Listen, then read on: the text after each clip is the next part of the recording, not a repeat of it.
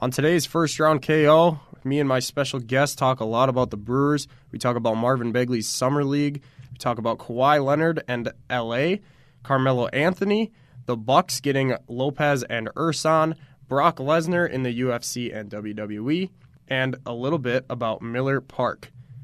Let's get it. Shock the system.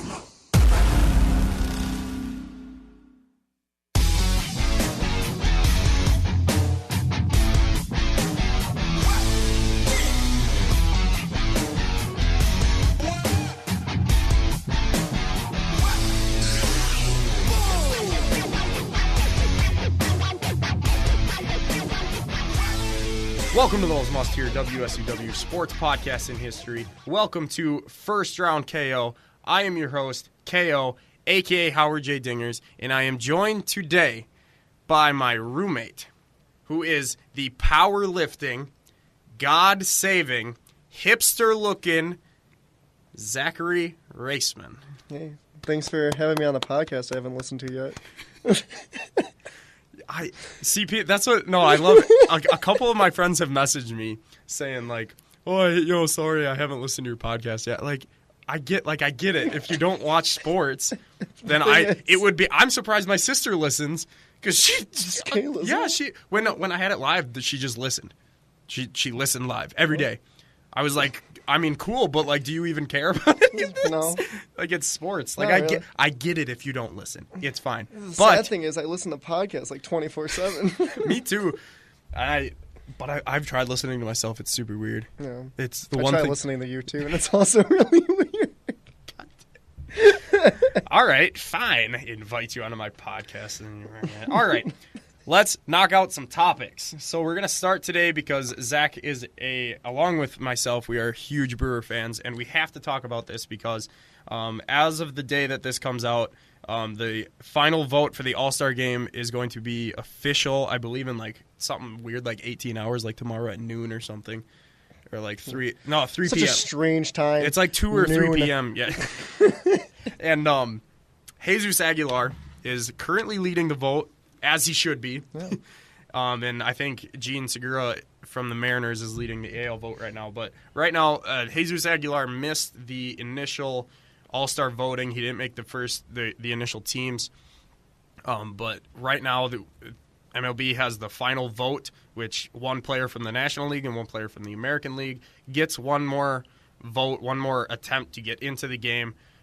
And Jesus Aguilar, who I think should have just actually been in the All-Star. He wasn't even on the ballot. No, because he wasn't a starter. The Brewers' starter on the ballot was Eric Thames at the time because he was our opening day starter. But yeah, Aguilar wasn't on the ballot. He should be on the ballot because as of right now, he leads Major League in home runs, or maybe not Major League, but National League for sure in home runs. And I believe he's up there in RBIs too.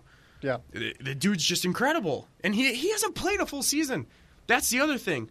He's up there in all these stats. Yeah, and he missed the first month because he wasn't playing because Eric Thames was our starter. Yeah, I mean, he also pounded his way onto the starting lineup last year. Yeah. He wasn't even on the starting lineup. No, he just got off the bench and was like, I'm going to start playing. It's such a great story because this dude, before spring training last season, he wasn't even on our roster. He got waived by Cleveland. Cleveland didn't want him, so they waived him. We picked him up just to be a bat off the bench, which is what he was most of the year last year. He was a good bat off the bench. Yeah. He hit 10 home runs last year. Pinch hitting, that's not easy. And then this year, Eric Thames goes down, and Aguilar wins the starting job, basically. Yeah. Everyone was saying once Thames came back, Thames doesn't have a starting job anymore. It's Aguilar's. And he's continued to prove that, even with Thames coming back. Too bad that we don't actually have a DH.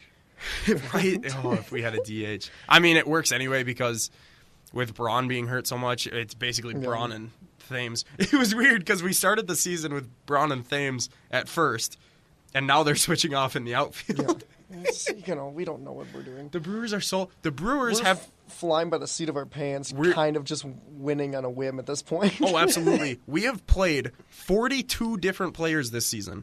That's the third most highest in Major League. It's ridiculous. But we're behind the Mets and someone else. Yeah, well, the Mets don't count with anything. Okay, but the two teams behind us with 40 are the Dodgers and the Nationals. Okay, those count for something. Those count for something. The number one team was someone else who was good. I don't remember. Maybe it was Colorado. Maybe it wasn't someone good. But anyway. I was going to say, you're going to make that bold statement online that that Colorado is not the greatest team of all time. I was looking at that, though. I think they're 48 and 45 right now. They're only 3 games back of their lead. Are they? Yeah. They're in their division race, like hardcore. Like, they're literally only 3 games back. Like, I was giving them shit earlier because, like, I got drafted by them on the show. And I was like, I don't want to play for the Rockies. I was like, I don't want to play for them. But then I went and looked at the standings, and they're actually not terrible. Mile high. That's too high for me. Well, yeah, that was the other thing. I was a pitcher. I didn't want to pitch. They're 3.5 games back, and then division 46 and 44. Okay, so yeah, they're actually not terrible. They're in their division race. Okay, but anyway, back to the whole thing. Jesus Aguilar, I think, in my opinion, is a National League MVP candidate at this point. I wouldn't go as far to say the MVP candidate. Why not? Mainly because it's like, he's hitting a lot. He's really doing well. But if we took him out of the lineup, would it really affect us that much? Because we have so many first basemen that we could have, that we could put out there. And an MVP, of the way I look at it, is not the way that any league actually does look at it. Because MVP, that's true. The basic of it is I most agree with valuable player. I agree with you on that. LeBron James should have been the MVP for the last 15 years. Yeah, exactly. Should have passed 20 before he was even playing. Yeah, like Aaron Rodgers should be the MVP. Andrew Luck should be the MVP because you take those players off their teams and they're terrible. Yeah, that's the way Peyton I look Manning. at Yeah, especially if you take Peyton Manning off his team now, they're just no, I mean, he left the Colts and then they won 2 games or something like that. I don't know. Yeah, something like that, something stupid. But that's gonna be a common phrase for me today. It's just something I don't know. But I think he's in the running for it. I don't think that you should be able to put him up there with saying like he's going to be like the top dog. He's certainly getting up there. Like I'm certain that as he fits more and more into a role, that the next 2 or 3 years you could see him up there naturally with. You're going to see him as a MVP candidate. But right now, looking at him, I don't think that he has the qualities to. He has the qualities to be an MVP. He doesn't have the gumption. I feel like I feel like an MVP needs to be a leader and someone that's really well known. And right now, he's getting his bearings of being well known, and that's the first major step. I think he wouldn't get the votes. Especially right now. I don't know if he keeps this up, he might. But yeah, I don't think he's not a household name. He wouldn't get the votes. But here's my argument, and I'm trying to pull up these stats really quick. The dude, as of right now, like we said, he hasn't played as many games as everyone else. Obviously, if you look at games played, him versus Lorenzo Cain, who's played. I think he's only sat 2. Well, he missed a couple games there, but he hasn't played every game because he wasn't the opening day starter. But then he comes in, and now, all of a sudden, he is 11th in batting average. Eric Thames is not 11th in batting average, I can tell you that much. Yeah, that's because Jesus Aguilar. Why is it? Eric Thames... Oh, don't even get me started on Eric Thames. I'm going to get you started on Eric Thames. He's... Oh, no. I have to go on this. On ESPN, Yes, but your original statement that Jesus leads the league. He's leading the league in home run, or in the National League in home runs. Yeah. RBIs, he's up there. This is killing me. He's 3rd in RBIs. He's got 64. The next 2 are Suarez and Baez. Yeah. Don't get me started and he on hasn't Baez. played the full season. So that's my argument. The Brewers are the first place team in the National League right now. Correct. And he is arguably the most productive player on the best team in the league. That's my argument because he hasn't played a full season, but he came in and made an impact. He's made this team better and carried them through injury-prone stretches. Yes. And now he's leading the league in all these stats on a team who is leading the National League. So, in the sense of the way that me and you look at MVPs, I say he's the MVP of the National League right now. But I can also see where you would say he wouldn't get votes. Yeah, he wouldn't get votes. Whereas because honestly, I'll throw out names. I got the big old crush on Mr. Bryce Harper over there in our nation's capital. But a guy like that who's by the way, very... are 45 and 45. Solid 500. The team? The team. Yeah, the well, Nats, I'm not talking about the team. the I'm Nats talking are about a the guy. solid. The Nationals are probably one of the most talented teams in the National League. Yeah. And they're 500. Yeah. Oh. But Yikes. but it's guys like It's Harper, it's Rizzo and Bryant and the Cubs. It's Freddie Freeman who's having I will admit Freddie Freeman's having an amazing season. He'll probably get most of the votes come voting time because he's been a big name since his rookie year, and the same with Bryant. I don't even know if Freddie Freeman's ever won a MVP. I don't think he has. No, because this is only like I want to say his 5th season.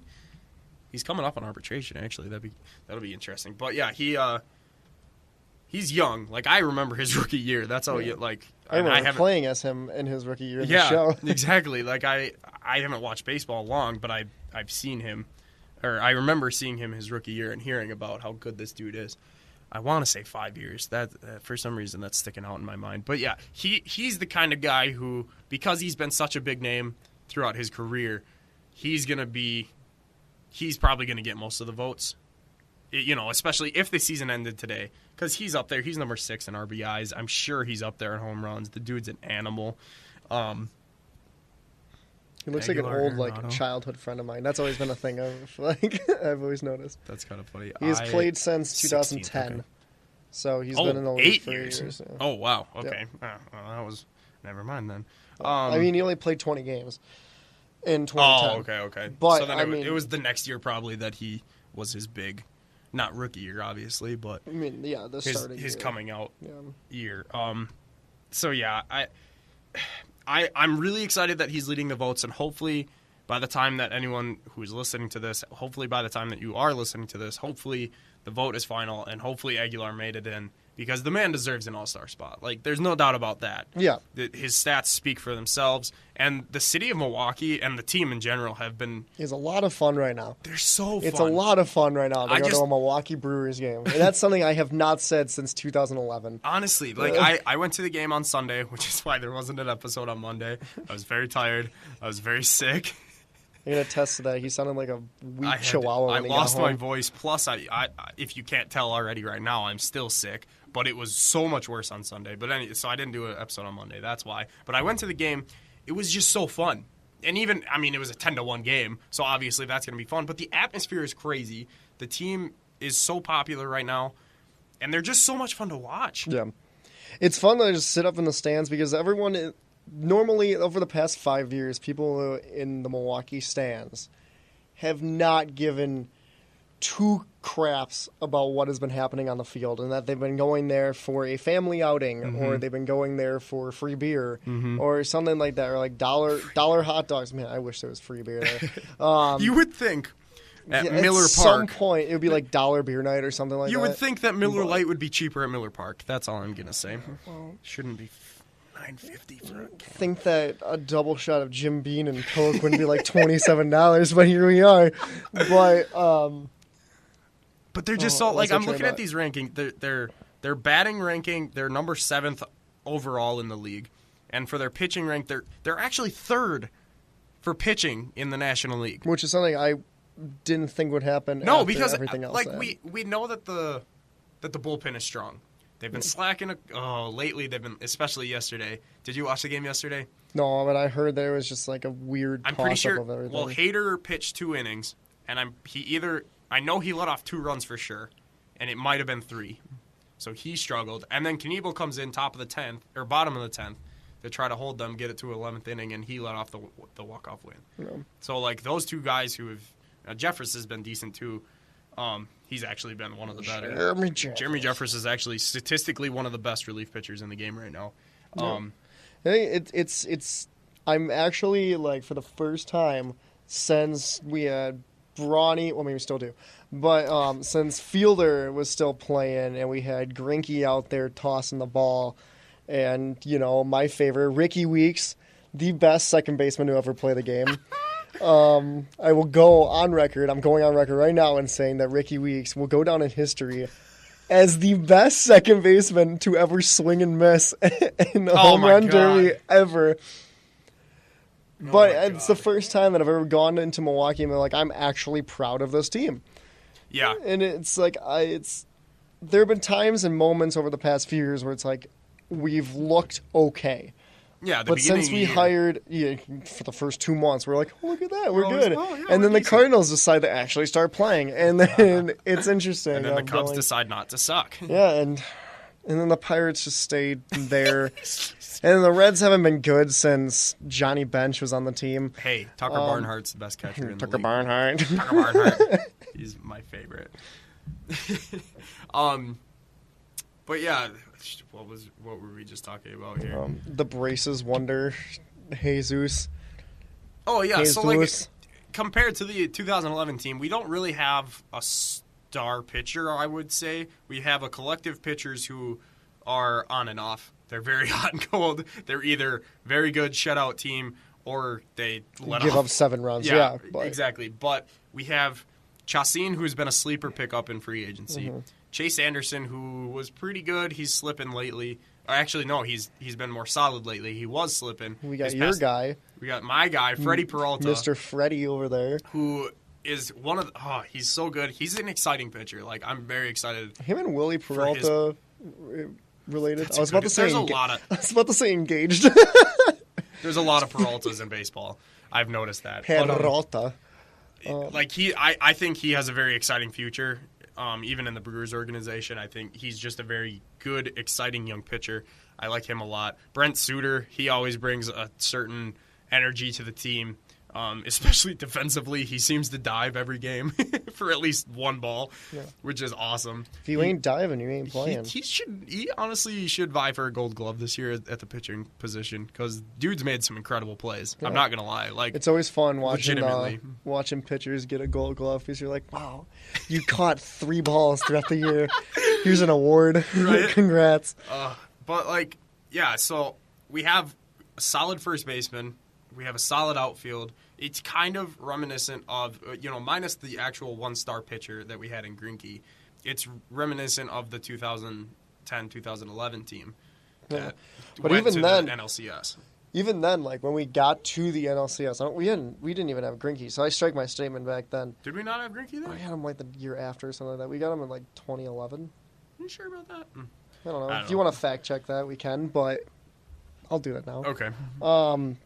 But we had, Giovanni Gallardo for a while. He was very solid for us, Yeah. for sure. I mean, he was our until he number one decided dude to for a stop while. actually trying. Yeah, until he went to Seattle. Is that where he's at right now? No, he was for like a couple years, and then we Oh, we now actually, he's on the Rangers. we Something we like brought that. him back this year. Yeah. but then we cut him right away. Immediately. Yeah, It like made me after so spring happy. training. I wanted him to. I was really hoping that it was like a Jeremy Jeffress situation. Speaking of the Jeremy Jeffress situation, Yes, so sir. It's interesting that. Wait, do you have the stat on that? Or are you still You looking can. for it? I'll just Okay, so randomly like talk. Jeremy Jeffress was in Milwaukee the first time. He was pretty good. He was like our closer. He was awesome. And then he goes to Texas, doesn't do good. Comes back to Milwaukee, and now 2012. 11. I was holding up like Oh, one- two okay. ones. So that's the year we went there, isn't it? Yeah, I guess so. Yeah, So we yeah, got we there. had- We so got yeah, to we the had NLCS in That's what I thought. 2011. Okay. Yeah. So we did have Greinke the year that we went to NLCS. So, so then we bring back Jeremy Jeffress from Texas, and he transforms himself. He finds his groove again in Milwaukee when he didn't do good in Texas. I think the same situation could be applied if the Brewers reached out to Oakland and made a slight trade for one Jonathan Lucroy. I don't want to see LaCroix back. Now, hear me out. I'm not saying that he would be our starter. He would be Manny Piña's backup. So he would play 2 or 3 games a week. I think he would be a solid backup. I think he could find more of a groove like Jeremy Jeffress did. I think we'd be paying a lot for a backup. I don't think he's getting paid that much right now, though, because he didn't do good in Texas. He didn't do good in Colorado. Didn't do well. He was bad. Let's put it that way. He was bad. I don't know how a batter is bad in Colorado, but he was. He didn't find his groove. And now he's in Oakland. He's on the trading block. There's still trading rumors around him. I think if the Brewers, don't give up a lot, obviously. Yeah. But if you go get him, I think he's a solid backup. I like Eric Kratz. but he's been inconsistent after his hot start. So I don't know. I think a solid backup pitcher or catcher would be a decent idea. He's getting paid 6.5. That's Still a decent amount for a backup, I don't know. but I think see it's what well you're to look saying. I think it's a good thing to look into. Yeah, I see what you're saying. It's always good to have a backup catcher, but there's also someone else that we should be taking more priority in getting. So the rumors are circulating right now. The 3 teams that are interested in Manny Machado from Baltimore are the Yankees. I'm forgetting the second team. Shoot. I'll think about it. It's the Yankees, I'll get it. someone, and the Brewers.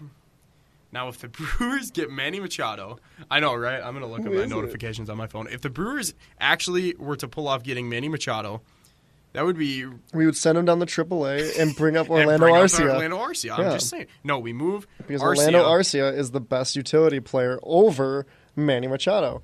Red Sox. Red Sox. Now I'm torn. No, stop it. Now I'm torn. No. Anybody but Yankees. Anything but Yankees at this point.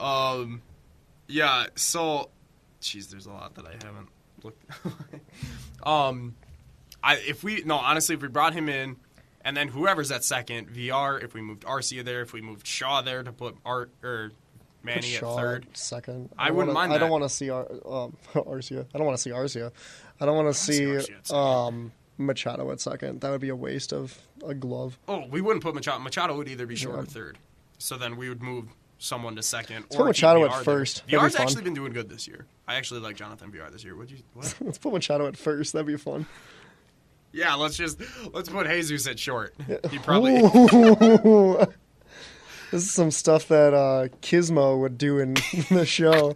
Dude put Eric Thames at catcher, and then he He's literally... like, where is he dropping the ball? Every pitch he would drop the ball. It was so funny. I kind of want to try that because I think it'd be fun. Yeah, if the Brewers actually get Machado, I don't know though, because like I don't want to give up too much. Like our offense is decent. Yeah. So like I don't know. Why not make it better? Yeah. Why not give us the extra push Because that we haven't been able to have for the past few years? Because I would rather go get an ace. I would rather go get a starting pitcher. Well, that could also happen, but Do you think we would get both? yeah, not like I don't think the Brewers you would are get that you would get aggressive. a great, if you could get the best of both worlds in the situation. I don't have a necessary like option for a pitcher for us right now. Like I'm thinking, but it's not going to be like a 98 overall pitcher. It'd probably be like an 89. See, my thought Like always, around there, and then we would get like a 98 overall shortstop third baseman. I guess. My Which thought I always would be goes fine to with. it always goes to Syndergaard. And, We're not gonna get and Noah. the other dude in Sonny York. Gray. No, not Sonny Gray. Who's the other dude in New York? That's who I was thinking of. It's Syndergaard. CC and some- Sabathia. Yes, bring back CC. Bring him home. Dude's like Bring that slider back to Milwaukee. Let's dude's get like it. 60 years old, but I don't even care. He's not actually 60. Man walks like an 80-year-old and looks like a. I don't even He want walked to say what he like looks. an 80-year-old when he was in Milwaukee. Oh, he walked like an 80-year-old when he was 23. Dude did not belong in the National League. I'll tell you that much. He is an American League pitcher. That's for sure. He looks like he'd be like a. So overall, I think it is possible that the Brewers get Machado. You know who should we get? I R.A. Dickey. Let's get the knuckleball going in Milwaukee. No. The Milwaukee Knuckles. No. Make us a Sonic character. We need to go get Bartolo Colon. I swear to God, if we get Bartolo Colon, I'm officially switching over to Red Sox as my number one I would favorite hate you. team. No, the Brewers, I think we need to go for pitching. I've been saying this all season. We need to trade for a pitcher. I've been But saying that for the past 4 years. that's true too. But if we go and get Machado, it would be obviously it's going to be good when you add a player of that skill level. It's going to help you. He would probably be the deciding factor in the National League Central race. I think if we got him, I think we win the Central pretty easy. Yeah. Even without him, right now it's kind of looking like we do outpace the Cubs. I don't want to jinx that. I've been saying it all year. Because they've been. Well, here's my thing too, because every year the Brewers, it seems after the All-Star break, we fall apart. We need to stay in first place. Exactly. Until because the All-Star last year break. we go into the All-Star break with a 5-game lead, and then we just lose it like in the next 2 weeks. Exactly. But this year, I think it's different, and I think I said this on my first show. My prediction was that we were going to get at least 2 people in the All-Star game. It's looking like we're going to have 3, hopefully 4. Mm-hmm. And I kept saying Shaw, who didn't make it, but then I said Kane, Yelich, and Hader. Those 3 made it. Now Aguilar's going to make it. The tilted dropping Hader. Hader drops tilted. Hader. Put that on record. Those Hader 3 drops enter, tilted. and then they keep playing in those 2 days. Yeah. They stay active, and then they keep that energy. And even Lorenzo, because he's such a veteran, he keeps that energy. He keeps that winning momentum coming out of the All-Star break. Yeah. I think that's why the Brewers are in the best shape that they have been since 2011. Yeah. That's why I think we're going to win the National League Central this year. Well, I believe that we will. I just don't think it's going to be a cakewalk. I think it's going to be incredibly difficult the rest of the year. When you got Joe Madden managing the other team in your division. And you just have the Cardinals in the division in general. Yeah, who the Cardinals. Although we don't play the Cardinals much. So I'm not worried about them. But the Cardinals is just... The Cardinals, it seems like they always I've been do good saying against this since 2008, is that the Cardinals are the big brother of the National League. Is that if you have something good going for you, the Cardinals will all of a sudden realize it. They'll let you have fun with it. They'll let you play with your little red ball. They'll let you toss it around in the street. Then as soon as you get a little bit too much fun, come over to you with a needle and pop it. And it's not a fun time as any fan in the National League. It did feel like for a good, 20 years that it was either the Cardinals or the Giants in the World Series. I was fine with the Giants being in it. The Giants, yeah, I don't mind them. Yeah. Because Buster Posey's pretty good. But I want to see Milwaukee, and I think this is our year. Hey, remember I told you last year, I hate that I'm reminding you this right now, but during the World Series, I said if the Brewers if the Brewers Astros are the World Series, I will buy us tickets to the World Series. This year, you did say that. I did say that. If I was actually right, I was just straight goofing at that point. They're some of the best teams in their division. I know. In their leagues. They are the best teams in the divisions. Just saying. I mean, I'm not going to complain because we'll be able to go to a Brewers World Series game. The first one since what? 87. Was it 82? 82. Was it Why 82? did I say 87? 82. 82? I feel like that's recent. I suppose. Yeah, we were in the AL. So, Yeah. and guess who we It's played? not that recent. The St. Louis Cardinals. God. The old brother. So to recap the Brewers real quick, we're going to get Machado. Jesus Aguilar is the MVP. The Cardinals are going to beat us out in the NL Central. But it's also, we're going to hit the wild card and we're going to make it to the series against the And Astros. Bartolo Colon is going to collapse on the mound with a heart attack. Bartolo Colon is the GOAT. He's not actually the GOAT, but I love him. And Bartolo Colon is the fastest fat man in the NL. Yeah, he beat out D. Gordon. That was one of my favorite days ever. And the last thing is that Jesus Aguilar is probably the most attractive man with braces. I'll give you that. There you go. That is a fact. All right, moving on. Moving from MLB to NBA because there's a lot to talk about NBA. We don't have to spend too much time on each topic, but I just want to touch on a couple, especially because you don't watch NBA. But that's okay. That's a true fact. It's still fun to talk about because this stuff, especially off season, it's all opinion anyway. So it's really fun to talk about. And what is the best thing about my quality? I have opinions. At least you can formulate them. So the first thing that we're going to talk about is one of my favorite rookies coming out of this year is Marvin Bagley Jr. In my mock draft, I had him going number 1 overall. He went number 2. That's okay. But now he's in Phoenix. Or he should have went to Phoenix. Sorry. Now he's in Sacramento on the Kings. I'm sorry. Still salty. No. So in his first 3 games, he averaged 8.7 points, 5 rebounds, and 2 blocks in his first 3 Summer League games with Sacramento. And then in his 4th game, he dropped 15 points and 7 rebounds when he went up against DeAndre Ayton, the number 1 overall pick for Phoenix. But then in that 4th game, Marvin Bagley suffered a bruised pelvic bone. It was a shame. I'm going to throw up since this is a podcast, huge air quotes, pelvic bruised bone. Because everyone knows that the pelvic bone doesn't exist. Well, yeah, we know. Yeah. So now I'm a biologist. So now he's out of the rest of the NBA Summer League. So here's my thing. In the first game, he looked bad because in college he was a big man with a very polished offensive game because he was quicker than the other big men. So he was able to move past them and get to the bucket. And now, I'm not sure what that's an ad. What are you looking up on your computer, Kyle? So now he faces faster competition in the NBA. Even if it's Summer League, it's still better athletes, better competition. And he struggled. He struggled a lot in that first game. I think he only scored like 2 points. I don't think he hit a field goal. I think it was off of free throws. The first game did not look good because he looked slow compared to everyone else because he's used to being faster than everyone. So he just kind of looked out of it. He looked out of place. Out of his element. Yeah. Exactly. Yeah. Like he didn't know how to adapt. Apparently, through these next couple of games, he adapted a little bit because he actually scored 15 against the Suns and 8, and I get that's pretty good. But so here's my thing. I think that his camp and him both looked at this and said, you know what? This isn't looking good. This is we're the second overall pick. We were, Bagley's supposed to be the most NBA ready, and he's not looking like it. No. So, okay, you know what, Bagley? Your pelvic bone is bruised. You're out for the rest of the... Like, what? First of all, a bone bruise should not keep you out of the rest of the NBA Summer League. It shouldn't be that long. Second of all, play through a pelvic bone bruise. Like, what?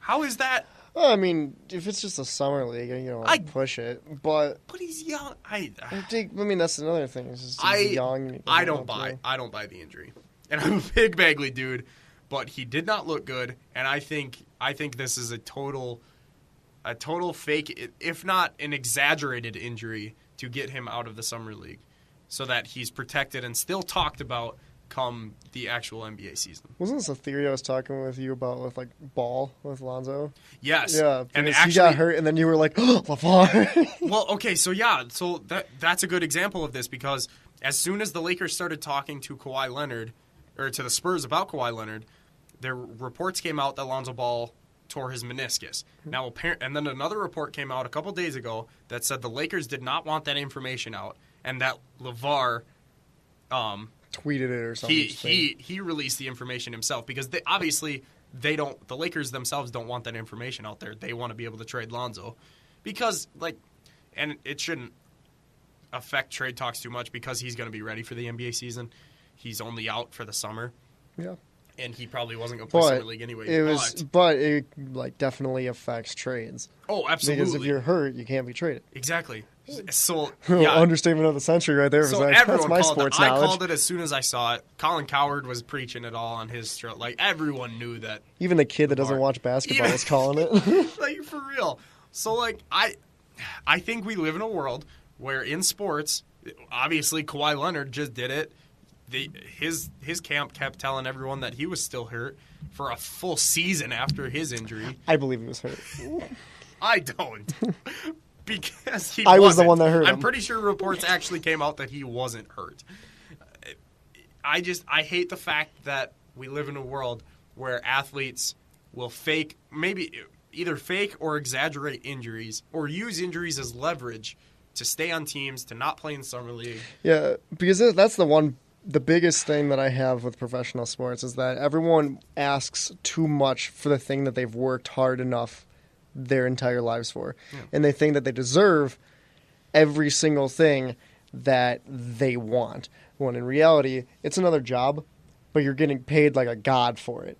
Oh, absolutely. And you don't need to be paid that much. Athletes are so overpaid. And first of all, I don't know if that's a controversial topic or anything like that. I know it is, but it's I don't know if people are actually going to get up in arms about it.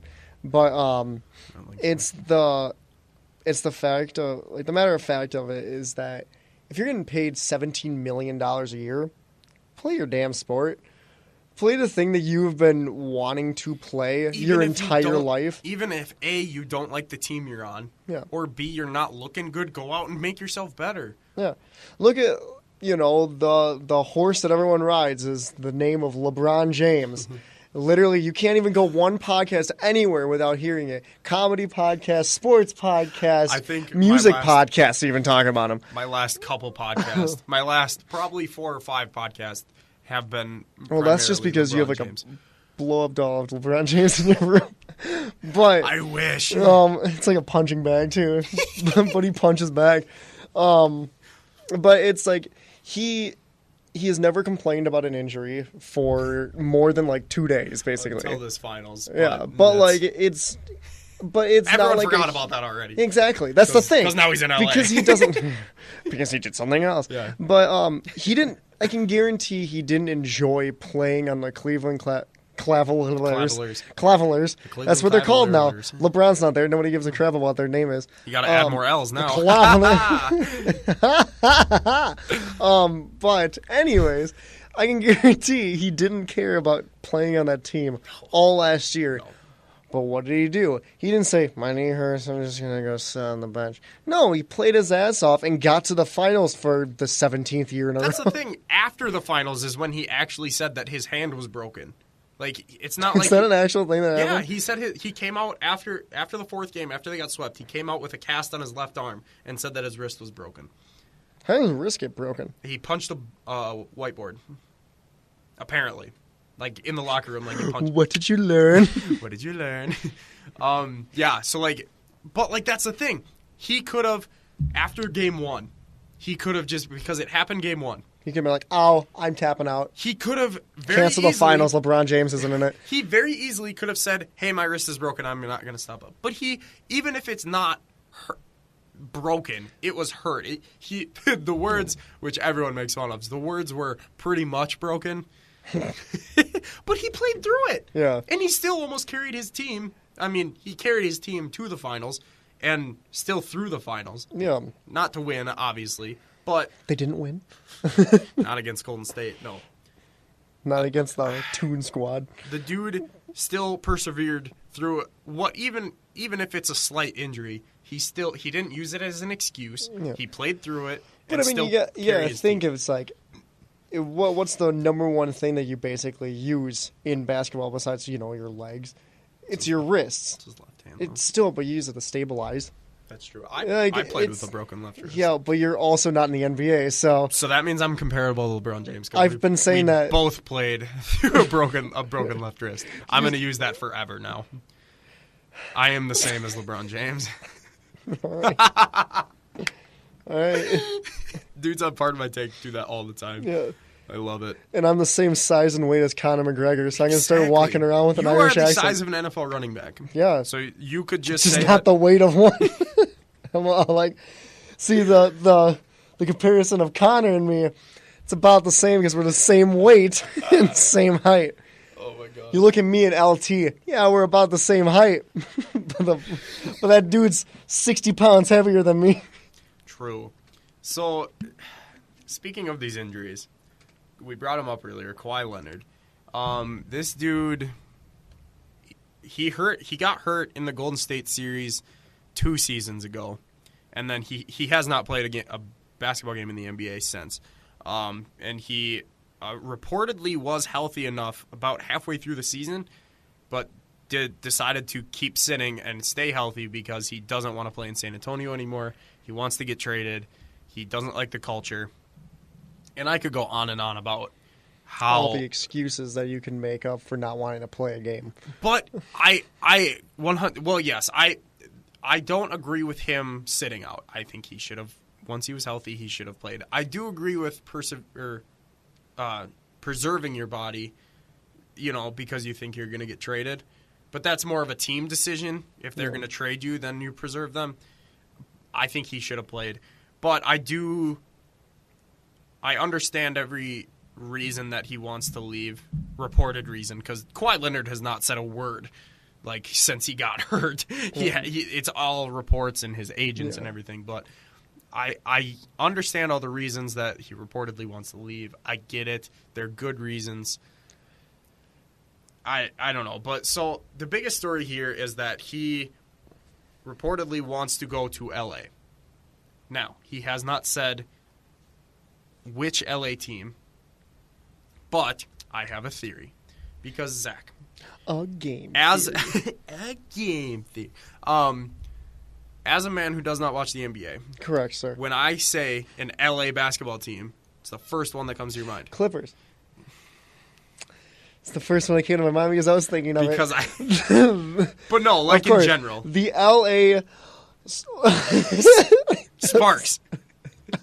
The WNBA. The LA LA Rams. That might not even. The LA Lakers. The Los Angeles Ramators. The Dodgers. What other LA teams are there? The Angels. Chargers. I forgot. Philadelphia Brewers.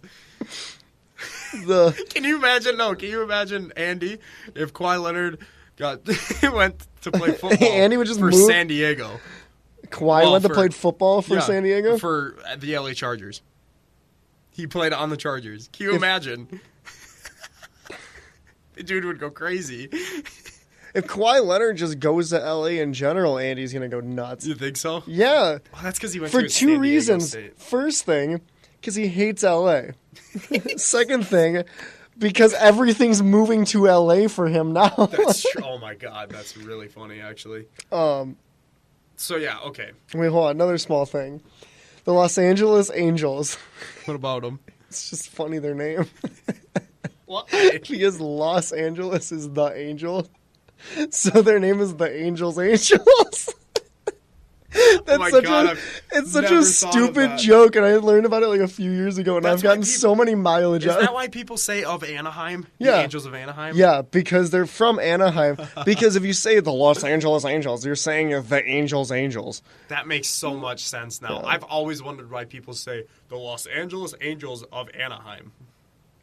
Even then, what? It's the Angels of Anaheim. The Angels of Anaheim. I've never even thought of that. That's amazing, actually.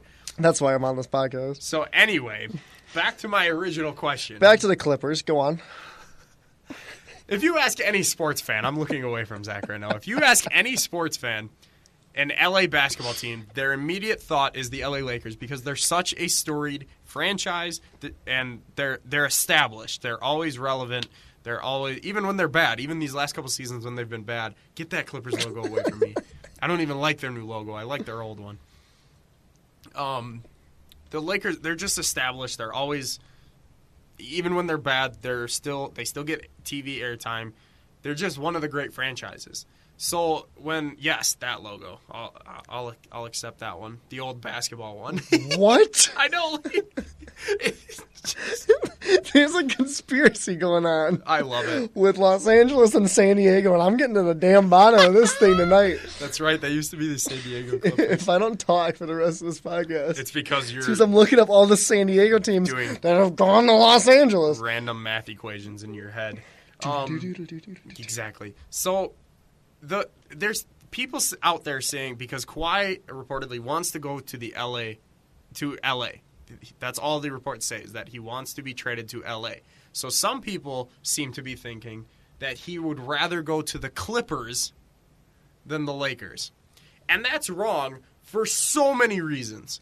What if he just means that he wants to go home?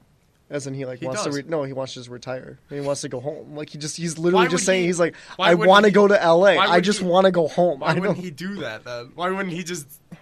I don't know. As you said, they're all speculations. Gets traded and then retires? Yeah. He just wants to go home. That would be kind of amazing. Yeah. No, okay. If that happens, bring me back on my podcast. Yes, absolutely. First of all, no one in their right mind would pick the Lakers or the Clippers over the Lakers. If you asked me, here's an NBA contract for the Clippers or the Lakers. Obviously, I'm signing with the... I don't even care if it's the Clippers 3 years ago who had Chris Paul, Blake Griffin, and DeAndre Jordan. They were obviously a better team than the Lakers. The Lakers haven't been good since Kobe. I would 100% take the Lakers every time. And do I even have? I don't even have anything for this. It's fine. We can just go off the cuff. Oh yeah, that's what I planned on because. So then here's the other reason. Obviously, LA would be the team to go to. Here's the other reason. A man by the name of LeBron James. Man by the name of Kobe Bryant. No. The man, Kobe. the myth, the number 8 I man love that Kobe you can't Bryant. talk about. Kobe Bryant's so passive-aggressive during this whole situation, and it's amazing. Yeah, well, he is $75 billion. He's fine. Kawhi Leonard works so well in San Antonio because it's not a big market necessarily. It's not like an LA or a New York. Mm-hmm. And he's not a big market personality dude. He doesn't need to be the spotlight of a team. If he goes to the Clippers, he's going to be the spotlight. He's going to be the franchise player. Everything, game wins and losses are going to be blamed on him. If you go to the Lakers, yes, you're second fiddle, quote unquote, to LeBron James, but they're going to be all blamed on LeVar Ball. Exactly. Everything's blamed on Lonzo. No, not Lonzo. LeVar. I know what I said, and I actually meant what I said. I didn't mess up his name. LeVar's fault. Yeah. Kawhi's injury. No, LeVar. all the focus is on LeBron James, and if you lose, it's not necessarily on you or LeBron. It's on the rest of the team. Yeah. It just makes so much more sense to go to the Lakers. You're going to be viable for a championship this year if you go there. On the Clippers, you're not winning anything. Probably ever.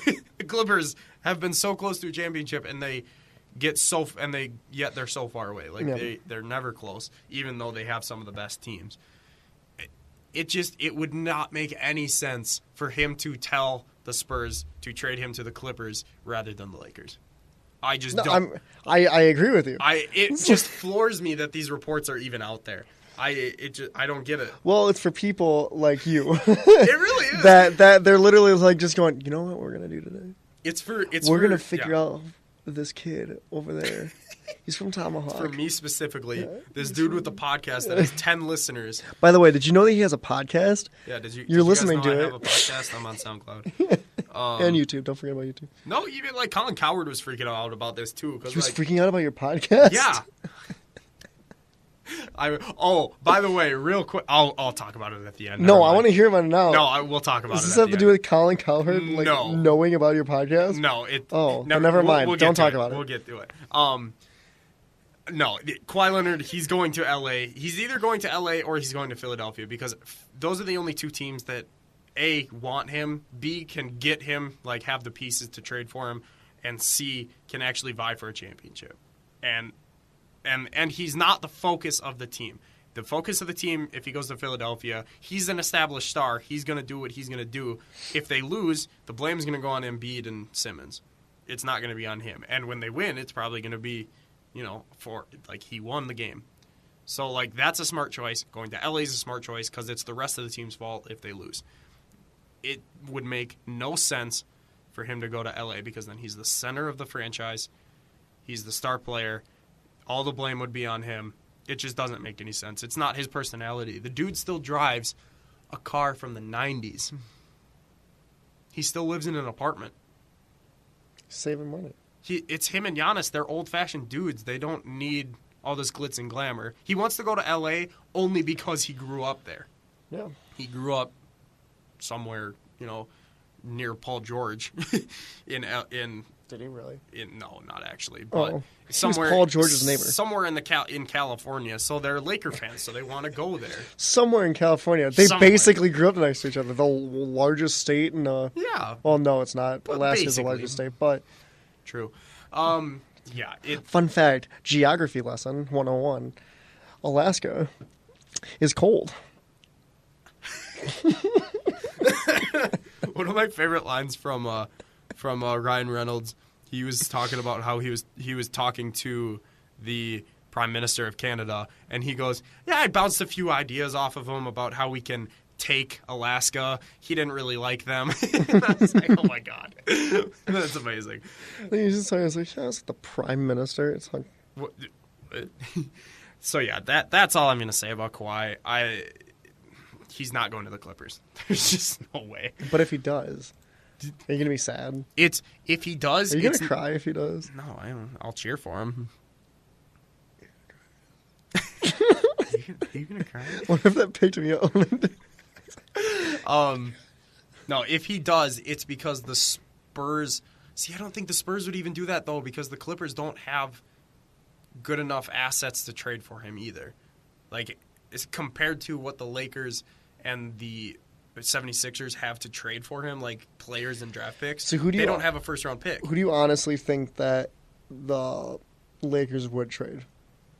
If they trade, like not like a dream situation, no, for yeah, you, but like honestly, an actual, actual. It would be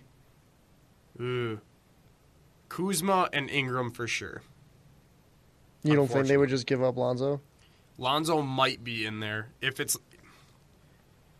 I don't think Pop would want Lonzo. I think ideally Pop would want those two, maybe one other player like a Josh Hart or a Luol Deng, and then a pick. All for Kawhi Leonard. But here's the thing, which is also just getting Kawhi. So that's a big. If I'm the Lakers, I'm not trading for Kawhi. I think I might have talked about this on my last podcast, so I won't go into too much detail. But if I'm the Lakers, I don't trade for Kawhi. Well, tell me about it because I didn't listen to it. Yeah, that's what I'm not going to trade for Kawhi. I'm going to wait it out. I'm going to go trade for Damian Lillard. I'm going to go trade for John Wall. I'm going to go trade for someone else because Kawhi wants to play in LA and his contract is up next season. So why give up a bunch of picks for him and players, go get someone else, and then sign him in free agency next year? That's true. And then you have 3 stars. That's or just don't trade for anyone. Just have LeBron, just have LeBron this year. Yeah, I mean, he's then doing pretty well by himself in a Kawhi, team that had nothing. Because then you have a starting lineup of Lonzo Ball. I don't know who their shooting guard would be, honestly. Lonzo Ball, a shooting guard, LeBron, Kawhi, and Kyle Kuzma in there. And then probably Josh Hart, I'm thinking. You know who could be a shooting guard? Carmelo Anthony. Yeah. Want to hop on a Segway? I like dust out this old Segway. Do you have the same You have the same page up as I do. So Carmelo Anthony. I didn't even notice that. It's interesting because he could go to LA, but those are his jerseys and his numbers and shit. You clicking on them? Yeah. So, Kawhi Leonard. It's interactive. Kawhi Leonard. We're done with Kawhi Leonard. Carmelo Anthony. He's too big. What is his middle name? Kayam? Carmelo Kayam Anthony. Interesting. It's pronounced Cran. Carmelo Cran Anthony. Carmelo Anthony opted into his player option contract in Oklahoma City. So he's technically under contract with Oklahoma City for 1 more year. But Oklahoma City doesn't want him because he wants to start and they want him to come off the bench. They want Carmelo to come off the bench? Yes, They because want Hoodie Mello to come off the look bench? at his stats. That's true, but like he's not the same Carmelo that he used to be. And that's the thing. He has no self-awareness at this point in his career. So they're reportedly agreeing on a buyout so that he's going to become a free agent. So they've already let him go talk to, I think it was only Houston, but Houston's interested, LA is interested, and someone else is interested. I think it's Miami. Those 3 teams are interested in signing him once he gets bought out. So here's the thing. I think Houston is going to get him because they just lost 2 forwards and they kind of need to make a desperation leap to stay relevant with the Warriors, even though they won't be because they lost their 2 best defensive forwards and no one's going to be able to guard Kevin Durant. So they're done. Houston's done. They had their 1 year. They messed it up because CP3 hurt himself. That's the story there. But that's the most likely Mellow Hoodie Mellow Sweet Melon. Yeah, I saw that earlier. Those are his nicknames. Did you see he's most likely going to Houston? Did you see what LeBron's were? No, what are his nicknames? King James. Yep. LBJ. Chosen One. Yep. Bron. Bron. The Little Emperor. And the Akron Hammer. Hammer? What? The Akron Hammer. Oh, Akron. Akron. The Akron Hammer. Yeah. I haven't heard about about the last 2, the Little Emperor. The Little Emperor. Yeah. What? I've heard Bron. I've heard that the Chosen One is what they called him out of high school.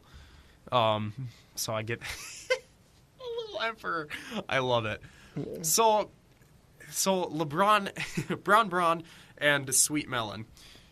They're friends. They're friends off the court. They're very good friends apparently. But so is Chris Paul and Melon. And sweet Melon. Melon Anthony now. And Carmelo. So Melon they're Anthony. all friends off the court. But the thing is, they've all had chances to play with Melon. And they I said that straight faced and it got you did.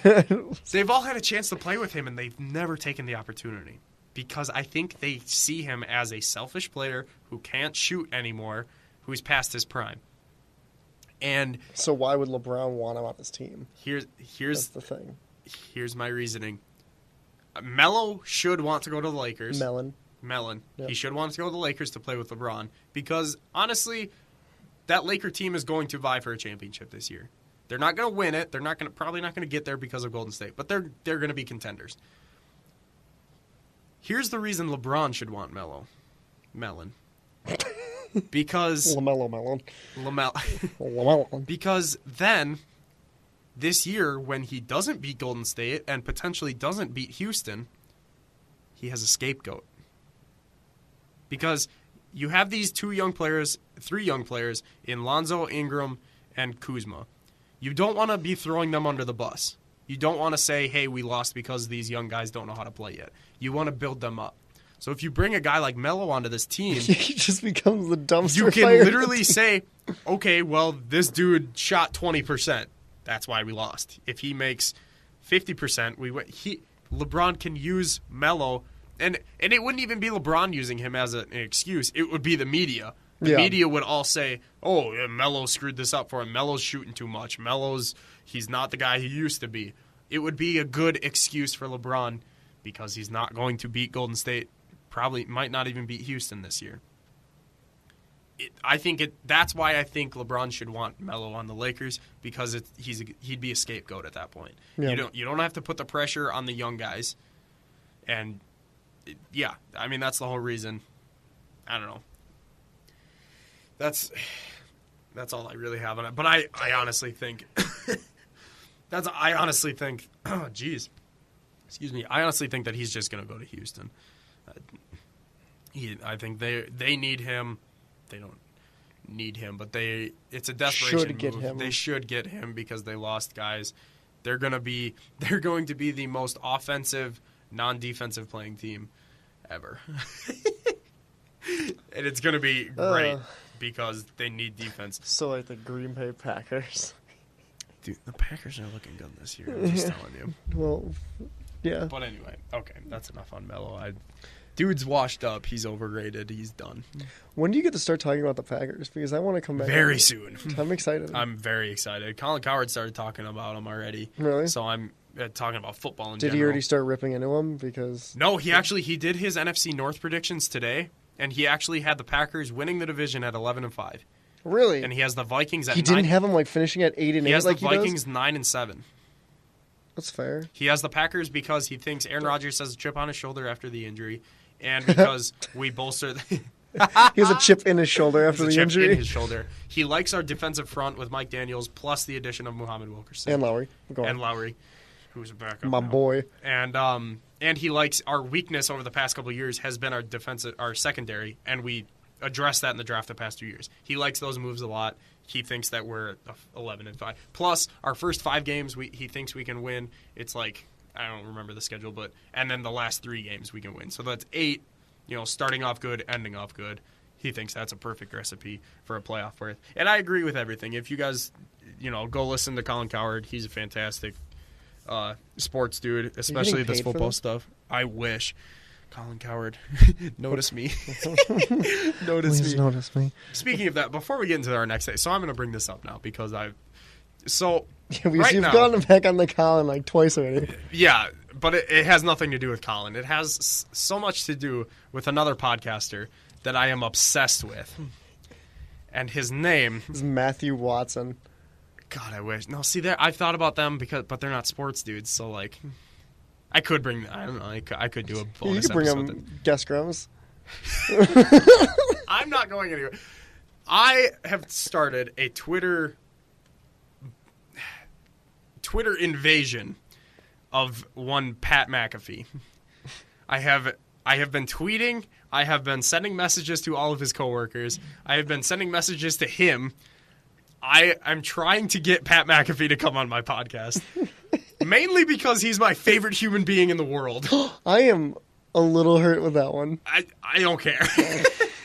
Pat McAfee, former NFL punter, best punter like ever.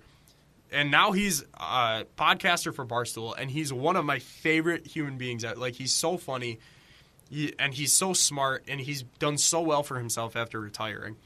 Oh, no, I'm looking through your Twitter. It's under replies because I tweeted to him. Tweets and replies. Interesting. I was just looking at the tweets. But he's not replying to me, and I'm just really sad. But if I could ever get Pat McAfee on this podcast, it would be a dream come true. I don't even. You know what? You are.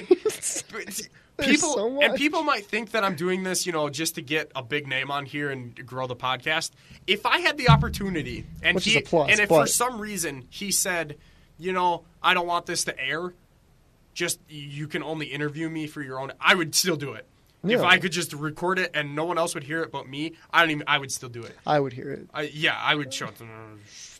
I would be here. I would be sitting underneath the desk. I legitimately just want to talk to him that bad. I want to sit down and have a conversation with him, or even like a Skype call is what I should have gone to NXT. I should have gone to NXT. If I would have had money, I would have gone to NXT because he was there. And, That's what I'm saying. Sponsor this podcast. Someone sponsor I'm pulling for you. I'm not even on here. I wouldn't be getting any revenue. I just want to talk to Pat McAfee. That's the only thing. I'm going to keep tweeting him. Technically, you're talking with him. He's just not responding. Exactly. Yeah. We're technically talking. Yeah. I'm just doing most of the talking at this point. It's like a one-way relationship. It's fine. He's going to notice. He needs to notice me. He probably has noticed. He's just like, God, this kid. Because I've literally messaged like 5 of his coworkers, too. One of them responded. Message Sam Roberts. You could probably get that, too. I should message Sam Roberts. God, people are going to hate me. I don't even care. I messaged one. One of the coworkers actually responded to me, and she was like, oh, you have to contact him. And I was like, okay, but how? Like, I've tried. She was like, oh, social media. Thanks, Jordan. Like, I didn't already try Your boss? Your boss works for Pat McAfee? This could be working so much better than you. Pat McAfee. Anyway. I'm trying to get McAfee on the show. Kyle works for Pat McAfee. I wish I would move. I would drop out of school and I would move. You already did drop out of school. Don't bring it up. I would 100% drop out of school and go work for Pat McAfee if given the opportunity. Well, here's your opportunity. Here's my opportunity. Go do it. I need a guaranteed spot. I'm not just going to go. I don't have a... Anyway, back to sports. What? You miss 100% of the shots you don't take. So go get it. I am shooting my shot. I'm on Twitter. Go get it. If you want to yell at celebrities, go to Twitter. Go to Matt Watson. Okay. Back to the NBA. Back to actual sports. So the Milwaukee Bucks have signed 2 new people now. They signed Arsen Ilyasova the first weekend of NBA free agency, and now they've signed Brook Lopez. I think these are really good pickups because Brook Lopez, he has evolved. He's a big center. He's at 7 foot, but now as the game has evolved to 3-point shooting, he's almost 300 pounds. I know, dude. He's a big dude, but like because the game has evolved to 3-point shooters, he went out and said, you know what? If I have to start shooting 3-pointers, that's fine. I will, and he did. He shot 34% for 3-pointers. That's pretty good for a big dude. That's pretty good for a 7-foot guy. That's pretty good for an NBA player. You really can't teach that. Hey, we can say that now because it got exempt. You can't teach that. But I really like that. This Brook Lopez pick made me really excited because he was really good for LA last year. And I think he's a really good addition. Obviously, another tall dude to this Milwaukee team who's just ridiculously long with Thon Maker. Who I would have to get up on a stepping stool to look up to even barely see their chins. Yeah, is ridiculous. But, yeah, I really like this pick. Like I said, he averaged it was only 13 points last year, but still 4 rebounds, and he's shooting 34% from the 3-point line. Like, that's big. Yep. That's going to be a big addition. He's just it adds more offense, a consistent offensive player to the team, along with Arsen Ilyasova, who can also shoot. And it just adds more offense to the team, and now with this defensive-minded coach, we're going to be able to build our defense. And Brook Lopez, he's a solid defender too, especially big men. It just bolsters our roster even more. And I think the Bucks, with LeBron leaving, I will stand by. I did make a prediction that I thought it was going to be Bucks-Lakers in the finals, but I don't think the Lakers are going to make it anymore. But I'm still pretty confident that the Bucks could make it. They would have to beat Boston, which is going to be hard. But I think the Bucks. I'll stand by my prediction that the Bucks will be the second seed in the East behind Boston. And if they get to the finals, will you buy you and I tickets for the finals? Will you make that claim on your own podcast? Yes, I will. Does that mean we get to go to 2 finals this year? If the Bucks make it to the NBA Finals, I will buy me and you tickets to go to the game. I don't know. Boston's good. I honestly think Boston's going to win the title next year. I think they're going to beat Golden State. Over the Golden State Toonies? Golden State's they're on the downswing. That's why they signed Boogie, because they know they're on the downswing. They got to add help. I don't know. I think that's pathetic that they say they have to add health. Not many. Health. Okay, but think about this. Think about the impact that LeBron James has had on this team. How many? A 73-9 team had to go and sign a former NBA MVP because they were scared because a dude beat them in the finals. A dude, not a team. A dude beat them in the finals. Yeah. I shouldn't say that. Kyrie helped a lot in that. Imagine series, but if LeBron would have gone to Golden State. If he would have took him minimum, Jesus. Could you imagine That's ring that? chasing at its finest. That's ring chasing, but it's just straight up. God, that would have been. That would be him getting a ring for the next 10 years. I'm such a LeBron James fan that I would have cheered for them. I think it would have been fun because I don't watch basketball. It would have been kind of fun because they straight up would have went 70 or 82-0. For 7 years in a row. I'm convinced. I'm convinced. No, I think he would have signed with them maybe 1 or 2 years. He wouldn't be there for a 4-year deal. Yeah, that's true. He's in LA for a 4-year deal because he trusts the management and the coach. And he also wants to play with his kid. Yeah, I legitimately think if LeBron or even Kawhi, I think if one of those two went to Golden State on this current roster, I think they would legitimately go 82-0. And it'd be kind of fun to watch. Yeah. It'd be fun. It would be fun to watch for a year. Oh yeah, next year after that, you would literally just be watching and going, "This is dumb." Then you break up the team. Yeah, but it wouldn't happen. It would just keep going. Brook Lopez and Ersan to the Bucks, big moves for the Bucks. I think, and drafting Dante DiVincenzo, which I called. You gonna just keep plugging that every single podcast? I am gonna plug it all the time because I called that. And stroking your no one own else ego with called that it. one. I looked at a couple other mock drafts. A couple of them. I looked like 2 more. Nobody called it. I'm pretty much the biggest guy in the NBA. I found one on Reddit. No one. I found one on Reddit. No. I found 2 on Tumblr. The hell's the matter with everyone?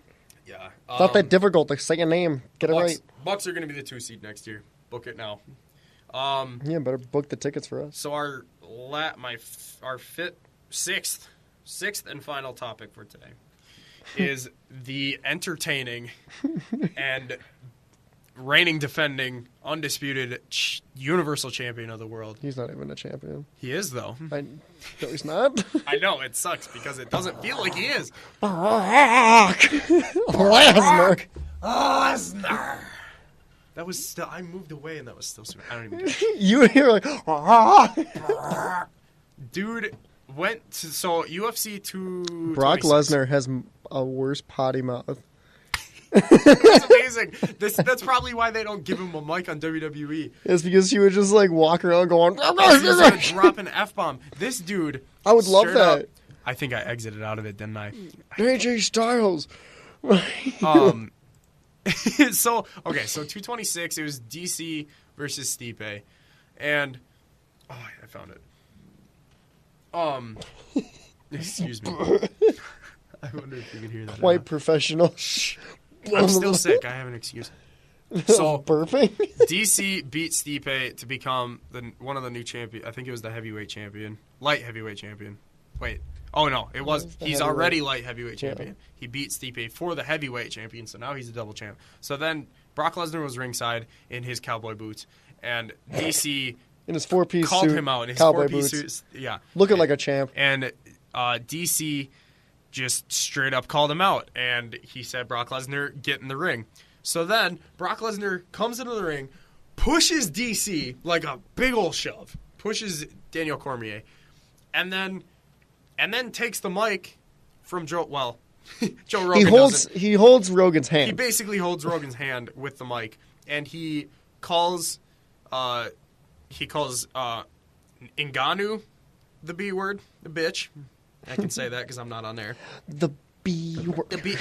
I just broke fell. the chair. He calls Ngannou a bitch. He calls Stipe, who just got knocked the hell out by Cormier. So he's a bitch. So then he's just like, yeah, Stipe, you're a bitch too. I mean, yeah. And then he lost. says, DC, you're a bitch. Fight me. And then he calls Stipe DC a motherfucker. Language. Monetization. Yeah, because I'm totally getting monetized on YouTube. Yeah. And he hey, up my views on YouTube so I can get monetized. Follow me on Twitter. Follow me on Twitter. Olsen 2K18. At Zachary Reisman on Twitter. I can't imagine anyone's still listening after. Are you kidding me? Everyone's going to be listening. This is going to give you like at least 12 views. But literally, this was one of the best. It almost looked scripted. Like, this was one of the best Lesnar segments in fighting in a long time. Yeah, and this guy gets paid $7 million a year in WWE to have a script. And this isn't even a script. There in the ring. Yeah. But this makes me think this dude could actually, like, he could be, like, legit entertaining in WWE. Instead, they just have him stand there in the ring. Just not in the PG era. And okay, potty mouth aside, I think he could still call him potty mouth. Like potty mouth. He, even with Heyman still talking, every time that Lesnar's there in WWE, it's literally the same thing. They sit in the ring, and he stands slightly to the side of Heyman, who's standing in the middle of the ring. Brock bounces a little bit. Brock his stands there and boobies he bounce does his around. bounce with the belt around his waist, and Heyman does all the shit talking. Sometimes with a funny little hat. And that's all it is. Every time. There might be a little physicality here and there. Someone will get F5. Roman Reigns may come out and call him a bitch. But that's it. Why can't he come out and actually do it? He looks like he's actually super cocky. He just has a big old smile on his face because he knows that he's a better fighter and a bigger dude than DC. He knows he's a bigger dude. Yeah, he's not a better He's fighter. a better I shouldn't fighter. say. He's definitely not a better fighter than DC. But he's a bigger dude than DC. He knows he can beat him in a fight. So he's just big smile. And he doesn't do that on WWE TV. I don't get it. He smiles, he smirks. But he's not like this. But I he's get standing it. Like, there bouncing. The difference is that you can tell that that's acting. Right here, it's literally that he's just, I'm gonna be better than you. You can talk all your little games and stuff like that, but I'm gonna kick your ass when we fight. So other than him having his best fighting thing, what am I looking? I don't know. I'm not sure what you look like a lost dog. I'm like really confused at what you're trying to say. I talk for a living. That's not for a living. I don't get paid. I talk a lot. Sponsor me. Follow me on Twitter. Follow me on Twitter. Follow me on SoundCloud. First Round KO. This dude. I don't have a Reddit. Jeez. One of the best. This was one of the best fighting sports segments that Brock Lesnar has been a part of in the better half of 2 years. And he didn't have his WWE Championship with him, his Universal Championship. He should have. Yeah. Because he's still Universal Champion. Yeah. And here's the other thing. So WWE, over the past several months, has been trying to tell this story that Brock Lesnar's a bad guy, that he doesn't care about WWE. So why not? So this happened, right? And everyone in the wrestling world is thinking, okay, Raw's gonna be able to run with this. They're not gonna do anything with it. They literally didn't mention it. Not a single word. They mentioned Rousey getting... Oh, right. That was yesterday, wasn't it? Yeah, I keep Raw. forgetting what Raw day was, it is. Yeah, Raw was yesterday at the time we were recording this. It was yesterday. Yeah. It I just was time Monday dated this night. episode. People Even though know it's I going never out record. tomorrow. Yeah. Oh, no. Oh, no. They literally did not mention it. They mentioned Rousey getting inducted in the Hall of Fame, which happened the same night, but they did not mention their Universal Champion making his return to UFC. They didn't even mention it, and they could use this. They could say, look, he showed up to this other fighting... He doesn't care. He literally didn't bring his belt. And now...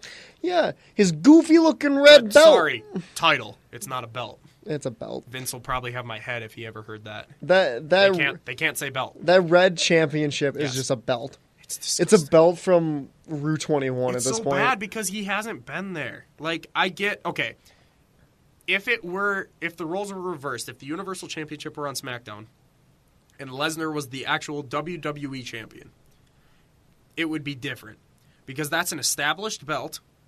It's a prestigious belt. It's the top belt in pro wrestling. And it would almost help the belt to be off TV and be a special attraction. Yeah. But when Like you Disney have... World. Like Disney World. Yeah. You don't go there every week. Now you're speaking my language. But now you have the Universal Championship, who's 3 years old, and it's a toddler.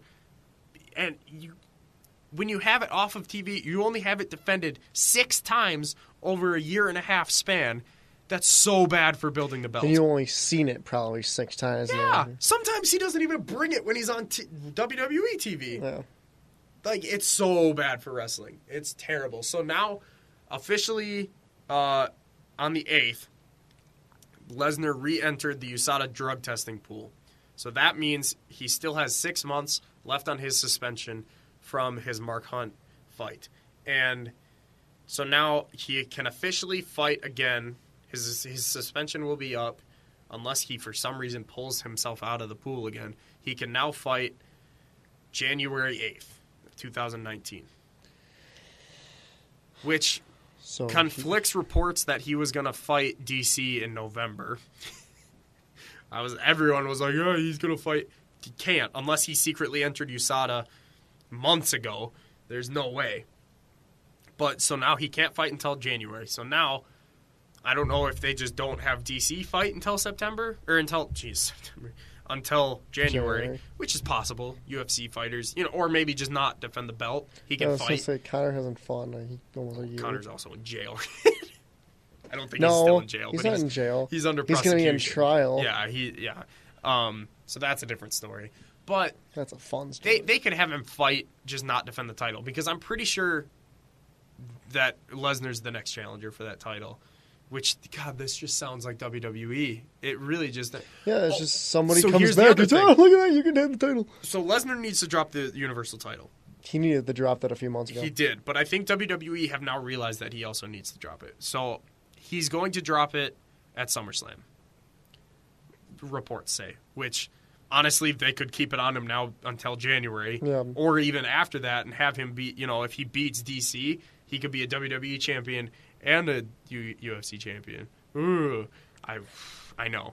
Kill me, right? If that would happen, that would actually be the thing that would probably make me stop watching. I would not WWE. watch Raw anymore, that's for sure. Like, I already barely watch it. I would still watch SmackDown.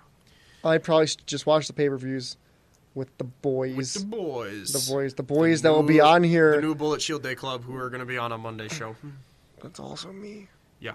We're all going to be in the studio recording our immediate reactions after Extreme Rules. It's going to be great. If you hate me being on this podcast, better get fucking used to it because I'm going to be back on. So here's apparently the plan is for him to drop the title at SummerSlam. Apparently, reports have also come out that DC, Daniel Cormier, is going to be at SummerSlam and cost Lesnar the championship. If they... Is that an actual report? Yes. That's ridiculous. Apparently they want DC to be involved in the finish. That's ridiculous. So here's my Who's he fantasy. fighting? Is he fighting? No one knows yet. It's going to be Roman. here's my fantasy booking, and It's here gonna be Roman. actual reports say that he's going to beat Roman again. But then Cormier is going to cash in. No, Strowman cashes. Cormier doesn't have the briefcase. So here's my fantasy booking. Lesnar and Reigns just have a quick hitting, like Lesnar and Goldberg at WrestleMania, where they just 10 minutes of just power move, just 10 F5s, 15 spears. So a normal fair fight. So they just beat the crap out of each other.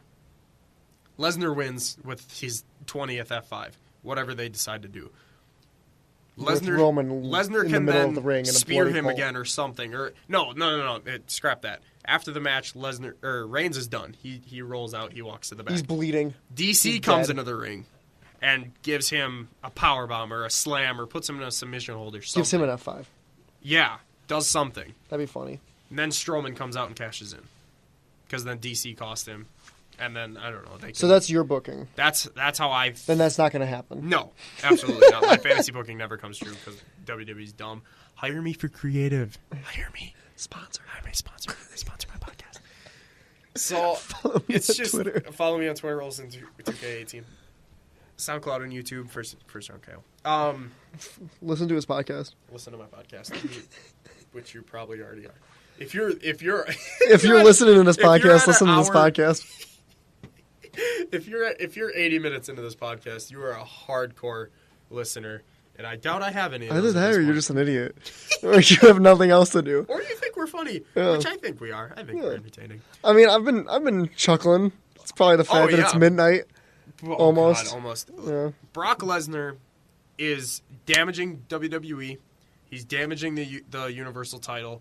He needs to leave, and with all of this, it makes me very hopeful that he's actually done with WWE. Unless he gets busted for drugs again, because then he'll get suspended. And then he'll come back to WWE. Where Vince doesn't care. Right. Where he doesn't quote-unquote care because we don't have cameras. Right. And we'll do the quote-unquote. It's ridiculous. Where he'll care about 4 different people doing it, but then champion, the rest of them. Yeah, he's been champion for a year and a half here, but in order to even fight in UFC, he has to re-enter the drug pool. It's ridiculous. It's just terrible, and I'm looking at this as hope for WWE that they are going to have him drop the belt.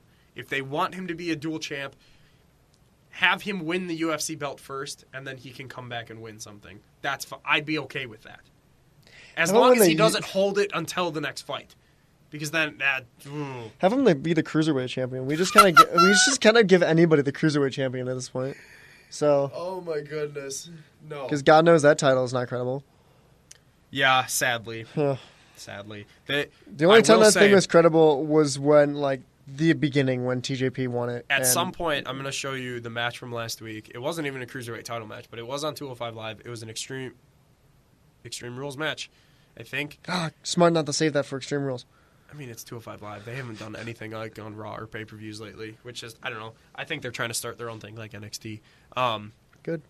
I think it should become part of NXT, especially since Triple H has it. But it was an Extreme Rules match between Mustafa Ali and Buddy Murphy, and it is one of the best WWE that sounds matches. Phenomenal. Yeah, you know the Spanish Fly move? Yeah.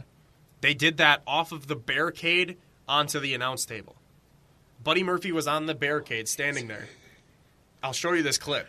Oh, this is And then excited. Mustafa jumps onto the announce table, onto the barricade, Spanish Fly onto the table. And the table didn't break. No? So was it Sasha Banks in a mask? The match was fantastic. Jar Jar Banks in a mask. 205 Live is getting up there. I think there was a title match tonight. I didn't watch, obviously. I came straight here. Recommendation for anybody that's ever been interested in watching WWE, if you're still listening, watch NXT or 205 Live. Yeah. Yes, because Triple H produces them and writes them, and he's fantastic. NXT specifically. Any takeover. Go watch any takeover. Especially this last one. This last one was absolutely phenomenal. The one before that was better. But really? Yeah, I think so. This last one was predictable. Every match was predictable. Yeah, but it was still it was still amazing. That was the reason why it was good. That's true. Yeah. Because it was literally any because takeover. Johnny Wrestling is the best person ever. Oh, absolutely. But you could literally go into the WWE Network and handpick any takeover from any time period. And every single one is good. Dave Meltzer says it all the time on Wrestling Observer. There has not been a bad takeover set. Who's yet. the dude that gives the ratings? Dave Meltzer. That's Dave Meltzer. It's Dave Meltzer, and then his We should start doing that. Giving out star ratings. Yeah. We give this one 4.5 stars. 5.5 arm flexes out of 5. Just give not stars. Just first ever. What'd you say? arm flexes. Arm flexes. Yeah. We'll give them 6 out of flex pack. 6 out of 4 stars. 64. Super Mega 64. Brock Lesnar's terrible. Get him out of the WWE. I have to pee. You have to pee? This podcast? Yeah, so my one last thing, you don't have to do one less. If you want to do a one less thing, you can. It can literally be about anything or anyone. It doesn't have to be sports. I'll figure it out. Yeah. So my one last thing is Miller Park. Go watch a Brewer game at Miller Park because it is just such a fun atmosphere. And not only is this team just super fun to watch, but that park in general is just, there's not a bad seat. It's super fun to watch. I'll give that. There are bad seats. Where? Don't sit underneath. Like, if you go out in the bleachers in right field, don't sit in the bottom section of right field because you can't see anything. Ooh, because really? the top bleachers impede that makes everything, sense. so you Okay. can't sit there. So, other than those 4 rows, anywhere in Miller Park is fine. Go watch a game at Miller Park. Yeah. It's a fun atmosphere. It's the Brewers and their production. Everything is just very well done. Follow them on Everything's Twitter. Follow them on Twitter. Twitter has been great. This year. That's the main thing. Social media. It doesn't yeah. matter if you follow us, But yeah. but follow them. Yeah, every time I go to Miller Park, I'm just amazed by the atmosphere and how fun it actually is for a baseball game. Not a lot of people think baseball is You wanna go entertaining tomorrow? anymore. Huh? Want to go tomorrow? I work tomorrow. Yeah, they also don't play. Are they off tomorrow? They just don't play at home until after the break. They're in Miami. What are you talking about? Do you want to go tomorrow? I was just going to Miller Park. Let's go to Miami. Yeah, I work, but oh well. Let's go to Miami. I got the next 2 days love off. to go to Miami. That's one of the next parks I want to go to. Yeah. Let's go. But yeah, go watch a game at Miller Park. And You got travel to anything? Miami. You got anything? That was my final thing. Travel To Miami? No. Just in general? Last thing was I wasn't thinking about it because I had to 'Cause think you were about it. I had to trying to- correct your own thing. Trying to rib me. Yeah. I was correcting you. I was trying to save people because I just sat there for my birthday 7 years ago or something like that. We were seeing the Pirates, and I was like, I want to see all the bleacher seats. So my dad and I went out there. We were sitting there. That's why those tickets are so cheap. Yeah, and then 2 innings into the game, we were like, this sucks. That's the 100 section in right field. I think so. Yeah, those tickets were cheap. Yeah. I was looking at It's some like, of oh, those. suck. And then we sat on the other field, and it was fun. Yeah, But that's fair. yeah, I don't really have another thing. No? I'm good. No one last thing. All right. Well, Sorry. I'm boring. that's the podcast. Thanks, everyone, for listening. Thank you, Zach, for coming on. This was a last-minute decision. but Literally I kinda last loved minute. it. I texted him at work Yeah. saying, I'll go I on was, your supposed to podcast have, tonight. I was supposed to have someone else on, but he'll be on Friday. Oh, my one last thing. If you ever have a second choice, always pick Raceman. What? Oh, no. I'm tired. I've been up since 4. How long did we need to go to sleep? Thank you, everyone, for listening. This podcast is available on SoundCloud and YouTube. Just search First Round KO. Give me a subscribe. Leave me a comment. Find me on Twitter, Olsen2K18. Zach, Twitter. Zachary Raceman. At Zachary Raceman. Yeah. Go give us a follow. Remember, you miss Try to- 100% of the shots that you don't take. Go shoot your shot. I'll see you guys on And I'ma reel Friday. it in. Begging, please, don't make me feel this again. Things are getting eerie like the lake that's down in Michigan. Had a good year, kinda tired, where the Michelin. At the finish line, go get the checkered flag. Take a couple more shots, that's extended mag.